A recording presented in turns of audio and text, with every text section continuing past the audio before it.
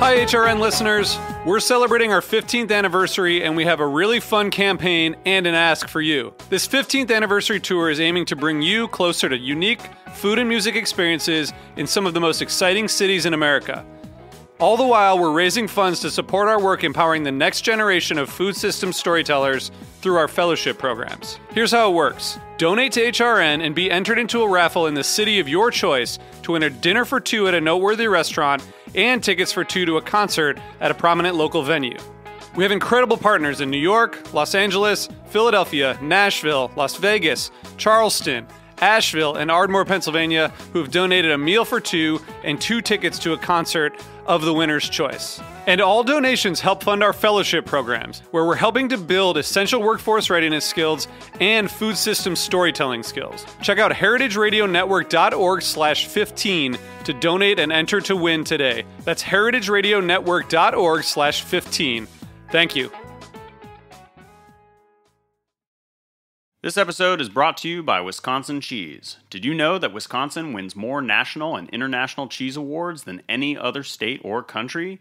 Learn more about Wisconsin's cheese-making history at wisconsincheese.com. You're listening to Heritage Radio Network. We're a member-supported podcast network broadcasting over 35 weekly shows live from Bushwick, Brooklyn. This year, we're celebrating 10 years of food radio. For the past decade, we've been taking you behind the scenes of farms, restaurants, breweries, school cafeterias, and more. It's been 10 years, and we're just getting started.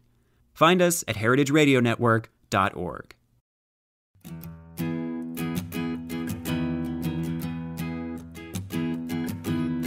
Meet me in the kitchen. What are we going to make?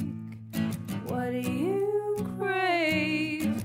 Hold our hearts, our histories, share it on a plate. What do you taste? Bring your body, bring your love, bring the ones you're thinking of. Make space and clear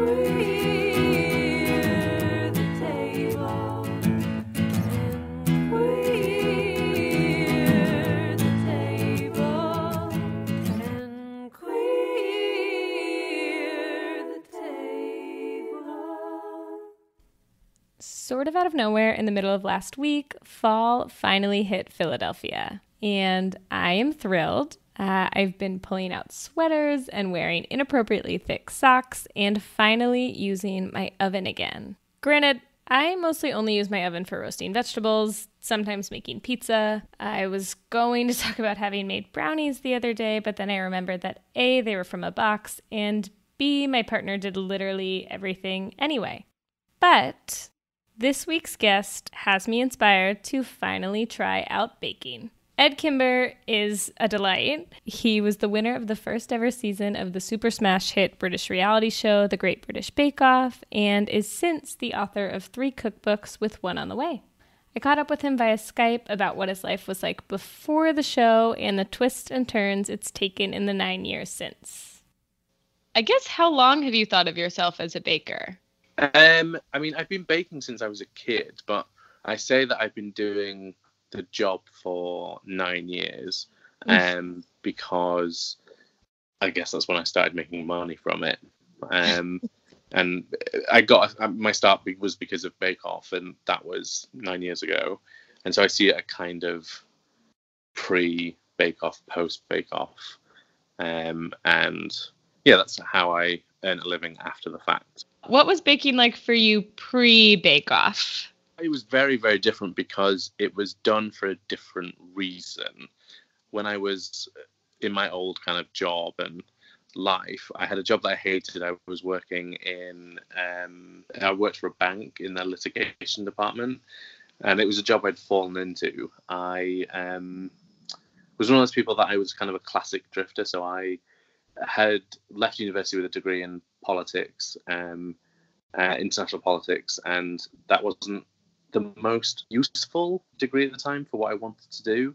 I tried to be work in the charity sector, but the problem with the charity sector in this country, at least, is you have to be able to work for free for so long every job I looked at was like, can you come and work for us for a year for free and, you know, do an internship? I'm like, no, I don't have any money. So I tried to do journalism for a while, but it was just impossible to get anything. So I kind of ended up falling into a temp job I hated so much. I became so stressed with the job and so down with the job that baking kind of came back to me in a stronger way, because I would use it as stress relief and as a creative outlet.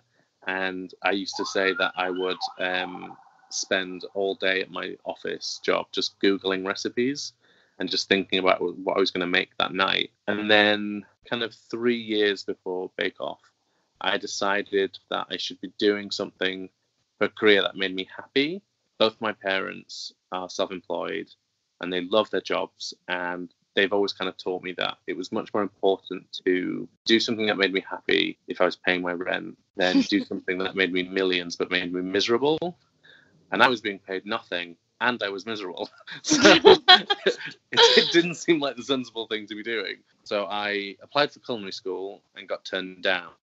And so those 3 years before Bake Off, I decided to kind of try and give myself an education at home almost.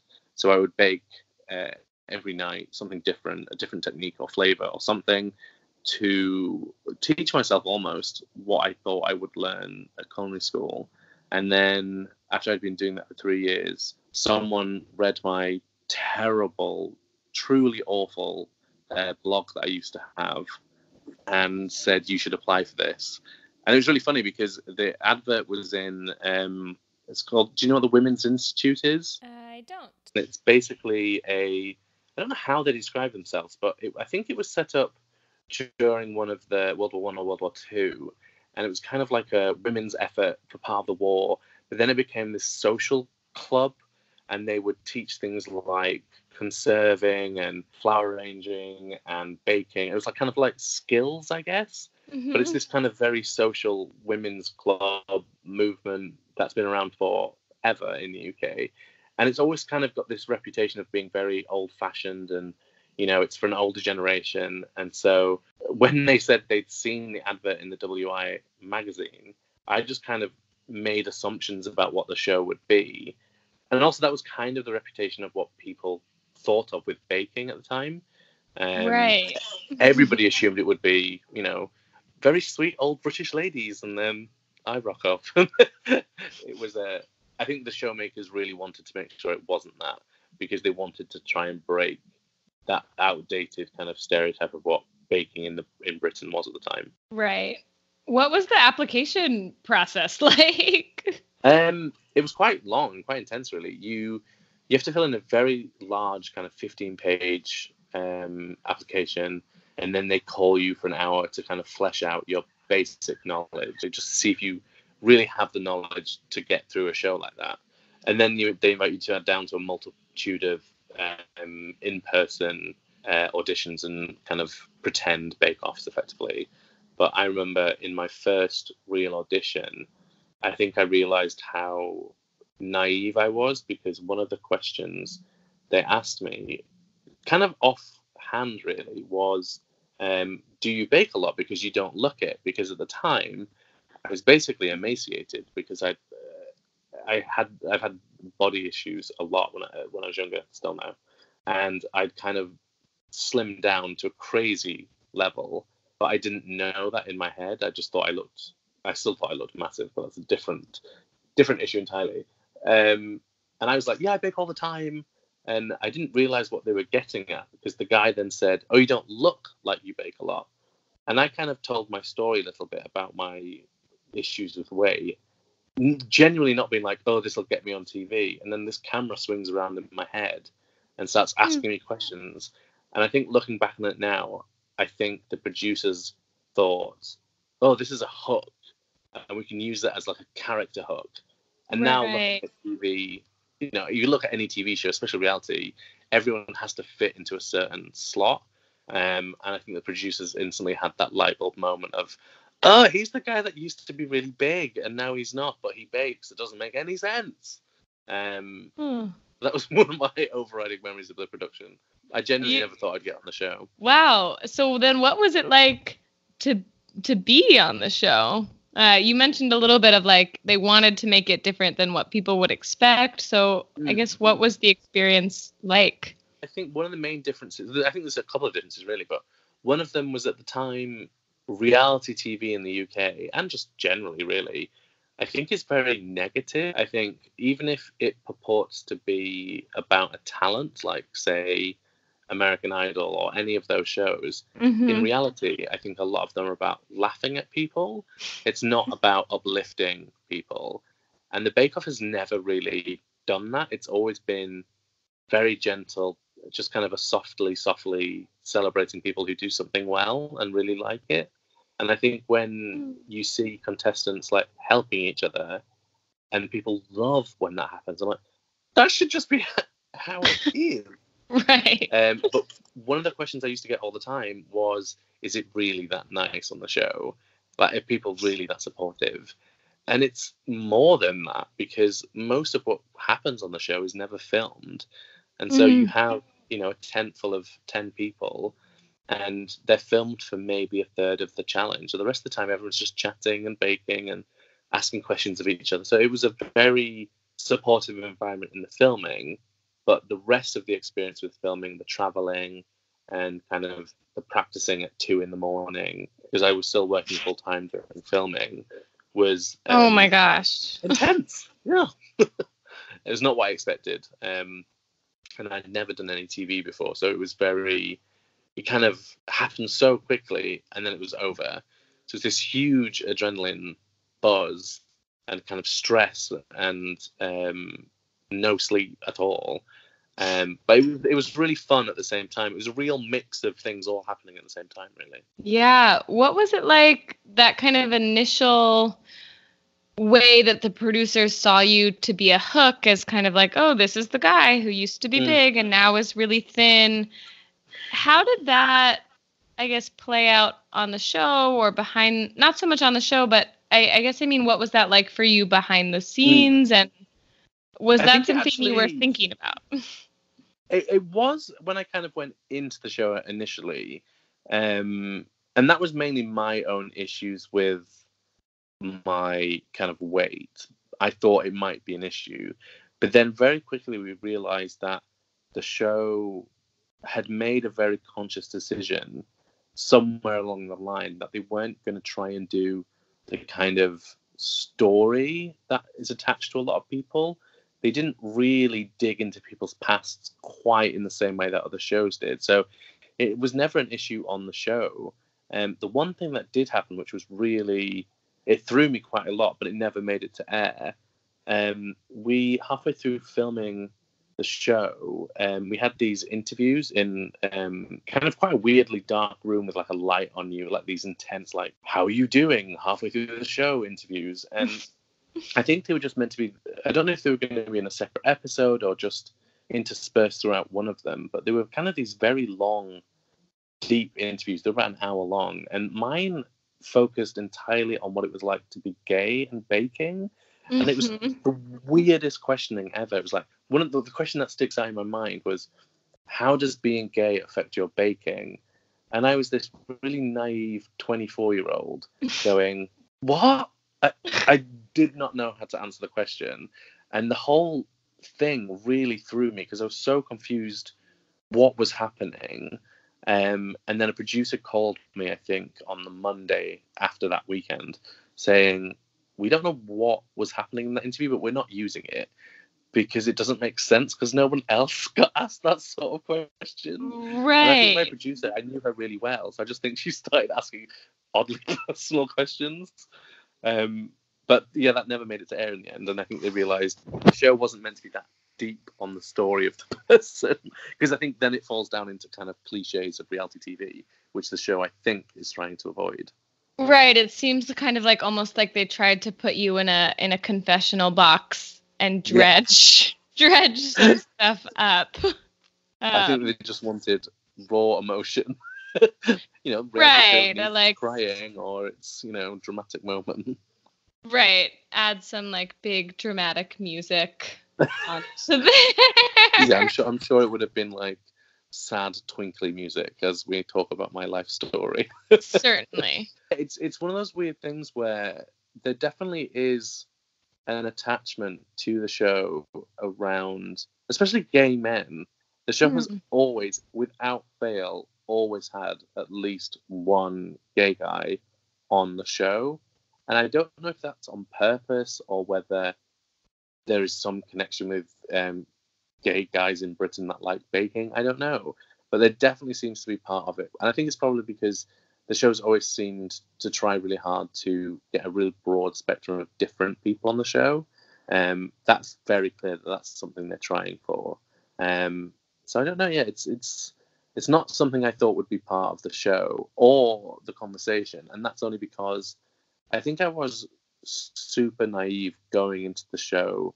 I remember doing a BBC reality show, you have to sit with a psychologist before you're allowed to enter the show effectively.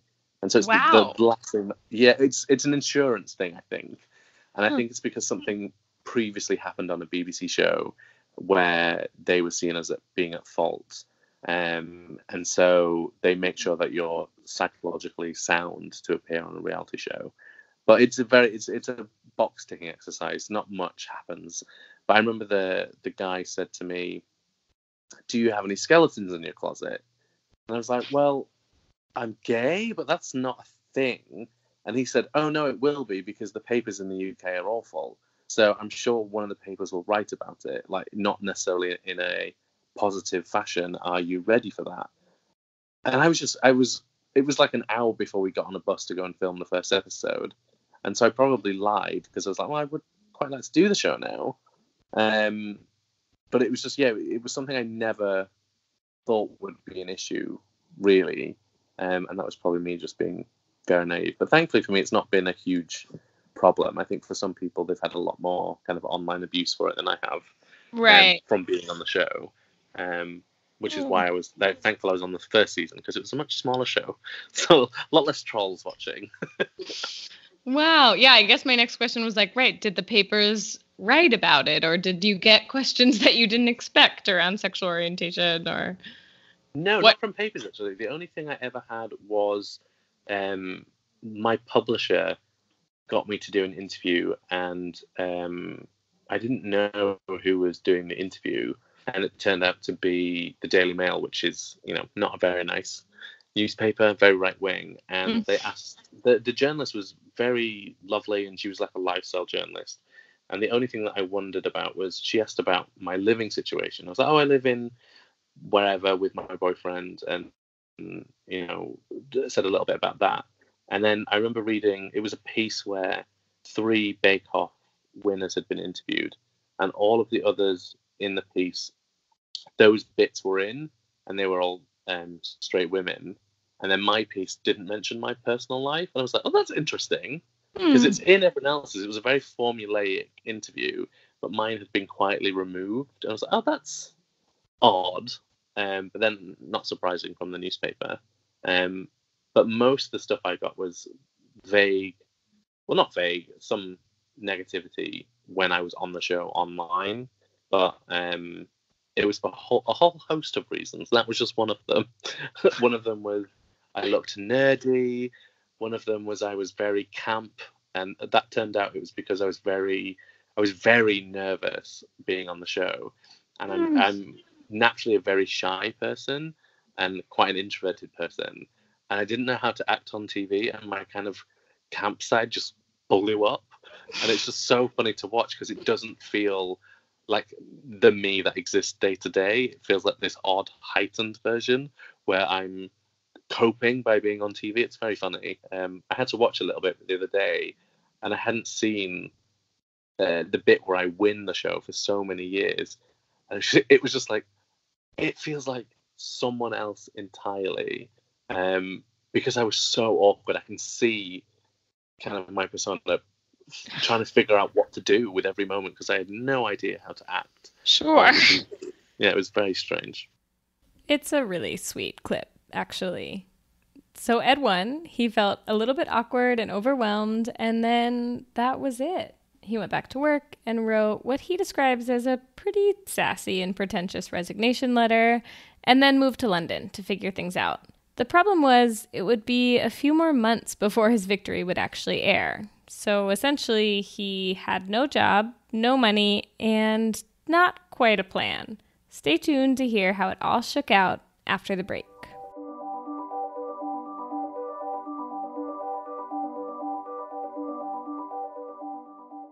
This episode is brought to you by Wisconsin Cheese. Wisconsin has storied cheese history that begins with Swiss, German, and Italian settlers in the 1800s and continues today with nonstop innovation and award-winning artisanship. Wisconsin was the first state to establish cheese grade standards and the first to require that every cheese plant be overseen by a licensed cheesemaker. It is the only place outside of Europe where one can pursue an elite master cheesemaker certification. All of this helps Wisconsin cheese win more national and international cheese awards than any other state or country. Take, for example, Decatur Swiss Cheese Co-op, who have made cheese since the 1940s. Steve Stetler is a Wisconsin master cheesemaker who developed several new cheeses for the co-op, including a European-style Havarti, a Swiss lace cheese called Stetler Swiss, and a Colby Swiss marbled cheese. His cheeses have won awards at the Wisconsin State Fair and the World Championship Cheese Contest. To learn more about Wisconsin's award-winning cheesemakers, visit wisconsincheese.com. Are you enjoying this show? Heritage Radio Network has plenty more. I'm Luke Griffin, and I'm the host of Bushwick Podcast. Each week, we share the remarkable stories of how artists, activists, and entrepreneurs collide in Bushwick, a special Brooklyn neighborhood that's changing faster by the day. You can find Bushwick Podcast wherever you get your podcasts and on heritageradionetwork.org. Welcome back to Queer the Table. At this point in our story, Edd Kimber has just won the very first season of the Great British Bake Off and is figuring out where to go from there. Yeah, after the show, I didn't know what I wanted to do. I knew I wanted to make my career from baking. And I tried kitchens, I tried restaurants, and I didn't like a lot of elements of it. One of them was a very, not hostile, but, you know, the stereotype of kitchens is there because it's true a lot of the times. They're very macho. They're often, you know, very not kind to female people, to, you know, people who don't fit in, really. And so a few kitchens I worked in, there was definitely a kind of bro-y, homophobic vibe. Even if people were really nice to your face, just that energy being around all the time wasn't fun. Right. And on the other side of it, I didn't find the work fulfilling because I found, maybe naively I didn't know, but being in a kitchen, you never do a whole thing. You're making an element of something over and over and over again. All I wanted to do was the whole creative process. I realized that I really liked the creation element of it more than the mechanical element of it. Mhm. So I was given an opportunity to write a cookbook, and so I jumped on that, and that really was the most fulfilling thing I'd ever worked on. I loved it so incredibly. So I'm probably not allowed to tell you, but I keep telling everybody, I'm currently writing my fourth book, which will be out next year, which is great, but it's very stressful because I'm on a very tight deadline. So I'm really enjoying it, but it's also stressful. But that's life, so that's fine. I went through a couple of Edd's books to prep for this interview and the aforementioned fall baking season. Sprinkled throughout them are what feel like little queer nods. There's a recipe for 6-layered rainbow cake and a photo of 2 men holding hands at the table. It reminded me of my conversation with Julia Turshen earlier this season. She spoke really beautifully about what she sees as the unexpected power of cookbooks to be a little bit radical. I asked Edd if he had similar intentions in assembling his own books. In my first book, I had been dating my then boyfriend, and we were talking about, in cookbooks you have this thing called chapter openers, and it's the page that just introduces each chapter, and oftentimes they're incredibly boring. And me and my editor were thinking about what we wanted to do, And we came up with this idea of creating these kind of almost paintings with photography, and they would always be of two people in a situation, but you would never see their faces. It would be about the situation. And so we, I think it's the first one, is me and my boyfriend kind of sat next to each other, and there's a napkin on one of our knees, a plate with a slice of cake on it, and then we're holding hands. And it's just a really simple little thing, but it was something I really wanted to do and to talk about, and just to kind of, especially because baking is seen as such a, I don't know, there's such a kind of, there was at the time such a stereotype around it. I thought it was a really nice thing to put in there. And there was little things like that dotted throughout the book. And then funnily, well, not funnily, quite tragically really, my third book, I dedicated to him, and then there's pictures of us and our family dotted all throughout the book. And then the book went to print, and it came out 3 months later, and then we broke up a month later. Oh, Yeah, it was tragic. oh, that is tragic. Yeah. But yeah, for me, it was kind of, I remember I was talking to Nick Sharma about a similar kind of idea, because one of the things that I loved about his book was you open it, on the first page, it's a picture of him and his husband on their wedding day. And he talks so beautifully about his story. And yeah, I do wish sometimes that my cookbooks had more of that. But because of the publishing that I kind of go through, that's not what they're really after. But I do talk about myself. And so I think if you're talking about yourself, naturally you talk about these things. And I thought some people were going to get pissed about the idea that they would open this picture. But I think because the picture's quite subtle, it's almost like it was there for me only.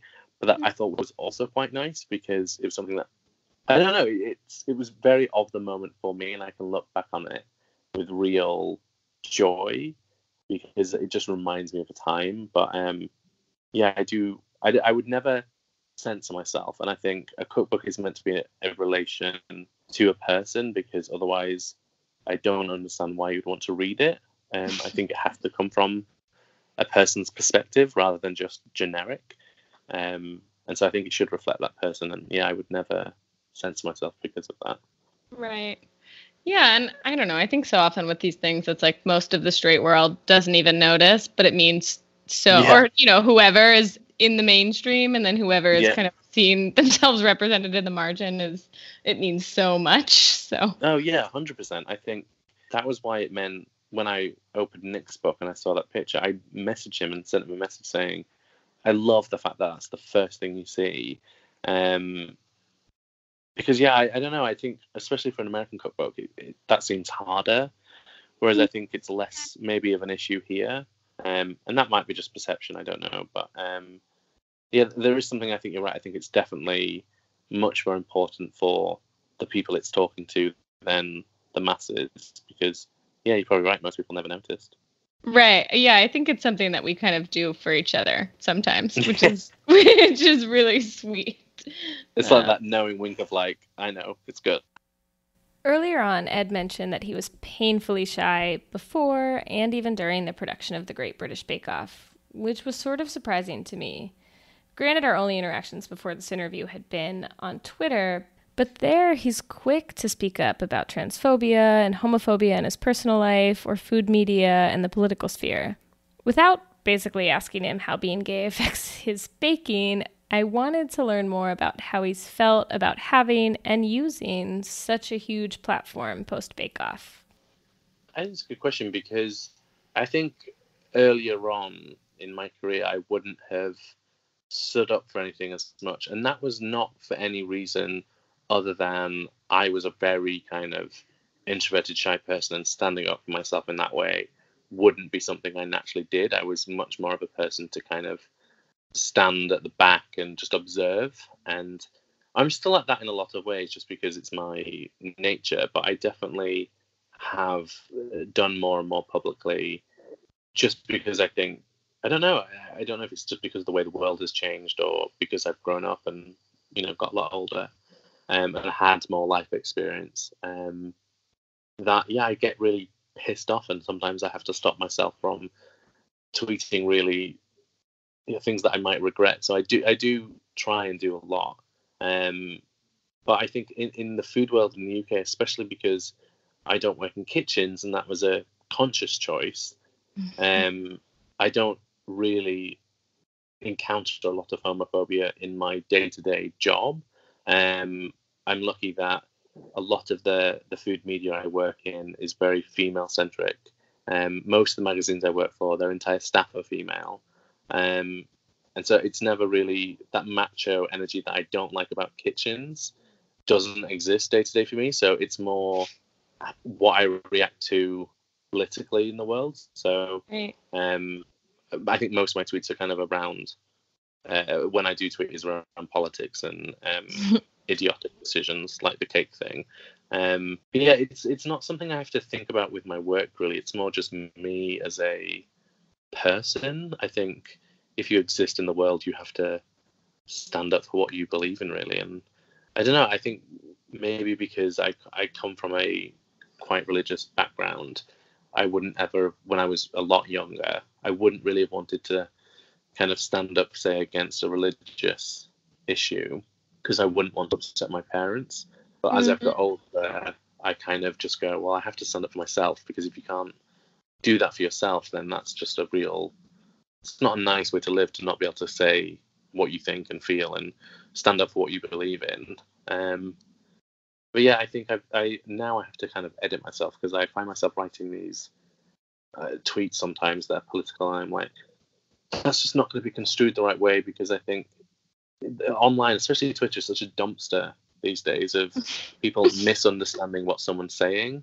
And I have endless drafts in my folder of like me spouting off about people I really dislike. I think because of what I do publicly, it's sometimes balancing the kind of negative attention that can come from that versus standing up for what you think. So it is difficult, but more and more these days I just go, I'm just going to say exactly what I think, because life's too short. So there's that. I'm feeling really grateful for Edd and the thought of taking risks and taking up space and maybe making other people and myself a little bit uncomfortable through some hard conversations this week. I'm thinking specifically about tomorrow's Supreme Court cases, which if you aren't following, you should be. Wishing you a strong voice and a loving community and a warm kitchen at the end of the day to get through it. Queer the Table is produced by me, Nico Whistler. Our logo was designed by Natalie Uduella, and the theme song is by Denali Gillespie, who also inspired the name for the show. None of this would be possible without the support of the whole team at the Heritage Radio Network. We are so thrilled to be on their roster, and you should definitely check out some of the other wonderful shows at heritageradionetwork.org. And lastly, if you're enjoying Queer the Table, leave us a review on Apple Podcasts. It helps other people find the show, and it makes us look cool. This program is powered by Simplecast. Thanks for listening to Heritage Radio Network, food radio supported by you. For our freshest content and to hear about exclusive events, subscribe to our newsletter. Enter your email at the bottom of our website, heritageradionetwork.org. Connect with us on Facebook, Instagram, and Twitter at heritage_radio.